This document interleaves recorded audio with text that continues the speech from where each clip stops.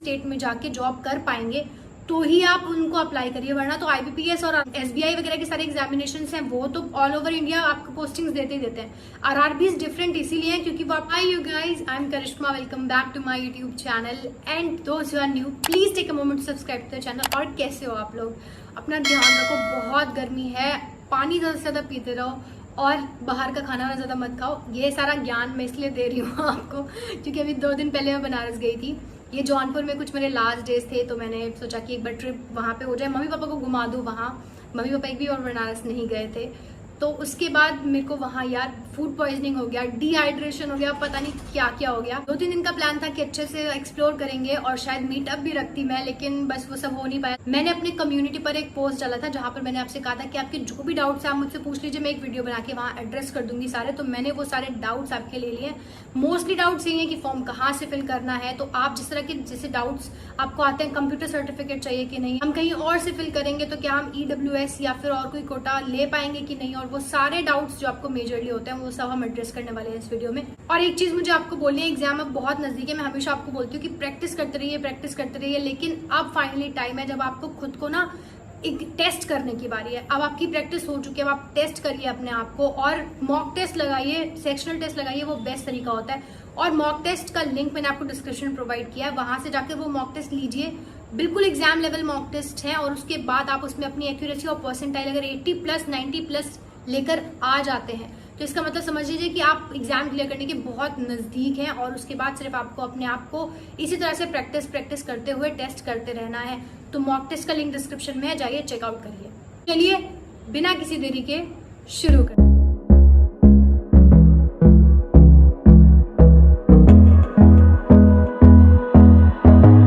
Doubts हैं वो सिर्फ फॉर्म कहाँ से फिल करें और उसके अंदर जो रेलेवेंट डाउट्स हैं मैंने वो पिक किए हैं। तो एक क्वेश्चन आया जिसमें उन्होंने पूछा है कि एग्जाम सेंटर कहाँ पर होगा, किस स्टेट में आएगा अगर हम फॉर्म उस स्टेट से अप्लाई करें। तो बिल्कुल ऐसे मान लीजिए जैसे कि आप क्लर्क एग्जामिनेशन से अप्लाई करते हैं, तो आप जिस भी स्टेट से अप्लाई करेंगे आपका सेंटर उसी स्टेट में आएगा, तो आपको एग्जाम देने वहीं जाना पड़ेगा। नेक्स्ट क्वेश्चन है कि मैम उत्तराखंड से हूँ और वहां पर सिर्फ 14 वैकेंसीज है, तो कहाँ से करना चाहिए अप्लाई? अगर आपको ऐसा लगता है ना कि आप कंफर्टेबल होंगे अगर आप किसी बाहर के स्टेट में अप्लाई कर सकते हैं तो ही आप बाहर के स्टेट में अप्लाई करेगा। देखिए बहुत सिंपल सी एक चीज मेरी समझ लीजिए, आरआरबीज रीजनल रूरल बैंक्स सबसे ज्यादा ल्यूक्रेटिव चीज इसकी क्या होती है, वो ये कि ये अपने रीजन के अंदर, अपने स्टेट के अंदर आपको पोस्टिंग्स देते हैं।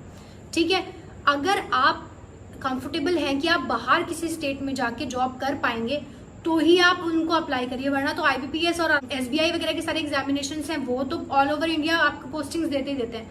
आरआरबीज डिफरेंट इसीलिए है क्योंकि वो आपको आपके रीजन में पोस्टिंग्स देते हैं। और बहुत से लोग ये भी पूछ रहे हैं कि बढ़ेगी वैकेंसीज की नहीं बढ़ेंगी, तो यार ये कोई नहीं बता सकता, लेकिन यस अगर NR लिखा हुआ है, नॉट रिपोर्टेड, किसी बैंक ने दिया, इसका मतलब ये है कि चांसेस हैं कि वहां से वैकेंसीज आ सकती हैं। तो होपफुल रहना चाहिए, तो बस हम लोग होपफुल है, पॉजिटिव की होप कर रहे हैं। तो coming back to your question, उसके लिए यही है कि आपको जिस भी स्टेट से आप अप्लाई कर रहे हैं उसको आपकी रीजनल लैंग्वेज आनी चाहिए। मोस्टली हिंदी इंग्लिश तो हर किसी में है, बाकी फिर जो रीजनल लैंग्वेजेस है, मान लीजिए आप तेलंगाना से, हैदराबाद से, बंगाल से, महाराष्ट्र से या गुजरात या किसी भी ऐसे स्टेट से अप्लाई करते हैं तो वहां की रीजनल लैंग्वेज आपको आनी चाहिए, उसका LPT होता है। तो ये ऑप्शन मैं आपको छोड़ती हूँ आपके लिए कि अब आप चूज करिए। मैंने आपको सारे ऑल्टरनेटिव्स बता दिए, आपको सारी की सारी मैंने डिटेल्स बता दी। अब आप चूज करिए कि आपको कहाँ से फिल करना है, आप कंफर्टेबल होंगे कहीं और जाने में कि नहीं, या फिर आपका जो कैटेगरी है वो वहाँ अप्लीकेबल होगा कि नहीं होगा, आपको वहाँ की रीजनल लैंग्वेज आती है कि नहीं आती है। ये सारी चीजें एक बार आप नाप तोल के उसके बाद ही अपने फॉर्म में आपका स्टेट अप्लाई करिए। नेक्स्ट क्वेश्चन है SBI PO and RRB PO का सिलेबस एग्जाम का सेम रहता है कि नहीं? एग्जाम का सिलेबस सेम है लेकिन पैटर्न डिफरेंट होगा।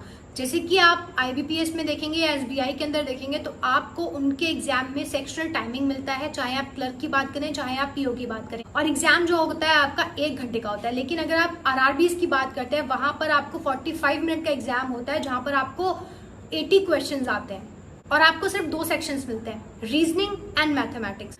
एक क्वेश्चन ये है कि I am from Delhi and there are no RRBs here, from where should I apply so that I can visit my home town as well. तो अगर आपकी प्रेफरेंस अगेन वही है कि मुझे होम टाउन भी अपना विजिट करने मिल जाए वीकेंड्स के ऊपर, तो आपको तो एक ही चीज है कि आप अपने स्टेट के आसपास वाले ही देखेंगे, जैसे कि हरियाणा हो गया, यूपी हो गया। वैकेंसीज हर जगह कम है, लेकिन अगर आप अप्लाई कर ही रहे तो फिर अपने नेबरिंग स्टेट से अप्लाई करिए, क्योंकि आपका जो प्रेफरेंस है वो डेफिनेटली ये भी है कि आप अपना होम स्टेट भी विजिट करते रहें। बस यही ध्यान रखिए कि आप जिस भी स्टेट से अप्लाई करते हैं वहां की रीजनल लैंग्वेज आपको आनी चाहिए। ये वाला डाउट बहुत बार आया है कि अगर किसी और स्टेट से अप्लाई करते हैं तो क्या इंटरव्यू में मार्क्स कम मिलते हैं, या कितने मार्क्स ज्यादा लाए तो इंटरव्यू में अगर कम भी मिल जाए तो भी हमारा सिलेक्शन हो जाए। तो ऐसा बिल्कुल भी नहीं है। अगर आप दूसरे स्टेट से भी अप्लाई करते हैं और आप इंटरव्यू में अच्छा परफॉर्म करेंगे तो आपको इंटरव्यू में अच्छे मार्क्स मिलेंगे। ये इतना ऐसे कोई डिस्क्रिमिनेशन नहीं होता है। बाकी अगर आपको ये पता करना है कि आपका एवरेज जाए तब भी आपके अच्छे मतलब चांसेस हो जाए कि आप एग्जाम निकाल लें, तो 15 मार्क्स तो मिनिमम है कि आपको ज्यादा लाना ही है, और फिर तो मैक्सिमम कितना भी हो सकता है, लेकिन हाँ 15 से ऊपर आपके आने चाहिए, तब आपके चांसेस बनते हैं कि आप एग्जाम क्वालिफाई करेंगे। और जिस हिसाब का हम लोग कंपटीशन देख रहे हैं आजकल, उसमें तो आपको 15-20 मार्क्स कट ऑफ से ज्यादा लाने ही पड़ेंगे, तब आप एवरेज में भी अपना एग्जाम क्वालिफाई कर पाएंगे। ये वाला क्वेश्चन भी बहुत बार आया है कि हम यूपी से हैं, गाजियाबाद से हैं, प्रेफरेंस बैंक्स की बता दीजिए, बंगाल से हैं, बैंक की प्रेफरेंस बता दीजिए। देखिए, मैंने अपना फॉर्म यूपी से फिल किया था। 3 RRBs हैं, बड़ौदा यूपी, प्रथमा और आर्यव्रत। मुझे पता नहीं था वो कि सिर्फ ये रीजन वाइज होते हैं, रीजनली है तो रीजन वाइज सर्व करते हैं, ये पूरी ऑल ओवर स्टेट नहीं होंगे। तो मुझे जो नाम अच्छे लगे मैंने उस हिसाब से प्रेफरेंस भर दी। जैसे बड़ौदा सुना हुआ था तो बड़ौदा फर्स्ट में भर दिया, फिर आर्यव्रत और प्रथमा कभी नहीं सुना था तो प्रथमा लास्ट में कर दिया कि अच्छा ये भी कोई बैंक तो होगा ही, और ये हर जगह होंगे यूपी में।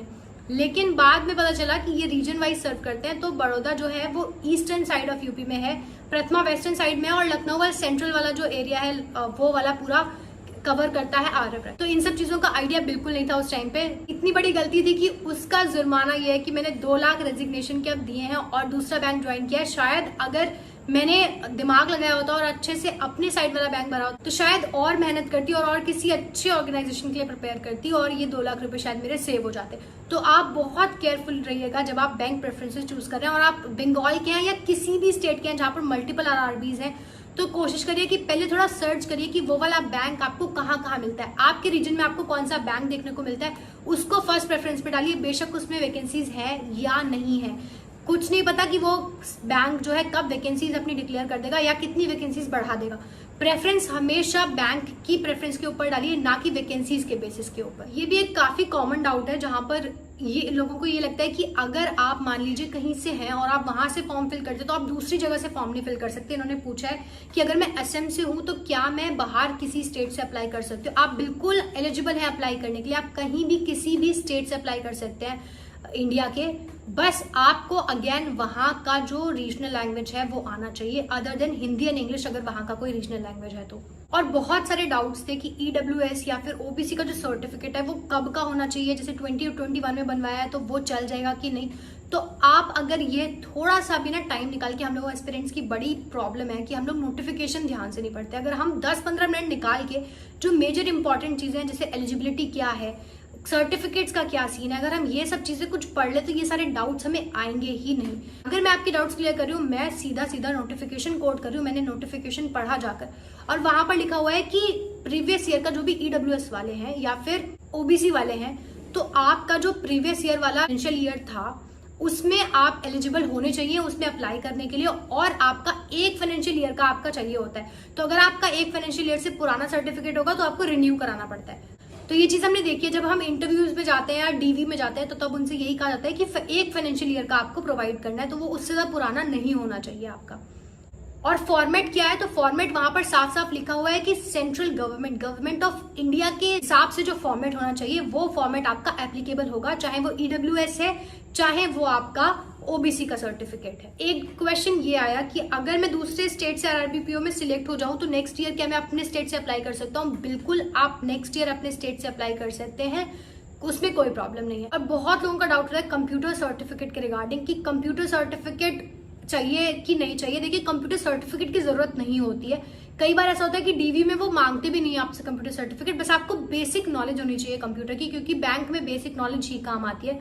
तो जो मेरे साथ हुआ था, मैं आपको अपना पर्सनल एक्सपीरियंस बताती हूँ कि उन्होंने मुझसे यस पर्सनली पूछा था कि कंप्यूटर का जिक्र आपका कहीं है, तो मेरी मार्कशीट में, MSc की मार्कशीट में फर्स्ट सेम में मैंने कंप्यूटर पढ़ा था एज अ सब्जेक्ट, तो उसमें मेंशन था, तो मैंने उनको वो दिखाया था कि यहाँ पर कंप्यूटर मेंशन्ड है, तो उतना चल गया था, कोई सर्टिफिकेट वगैरह नहीं मांगा था। लेकिन अगर आपने कभी कंप्यूटर नहीं पढ़ा है और कभी भी आपका किसी भी मार्कशीट में वो नहीं लिखा हुआ है कि आपने कंप्यूटर पढ़ा है, तो भी कोई प्रॉब्लम नहीं है।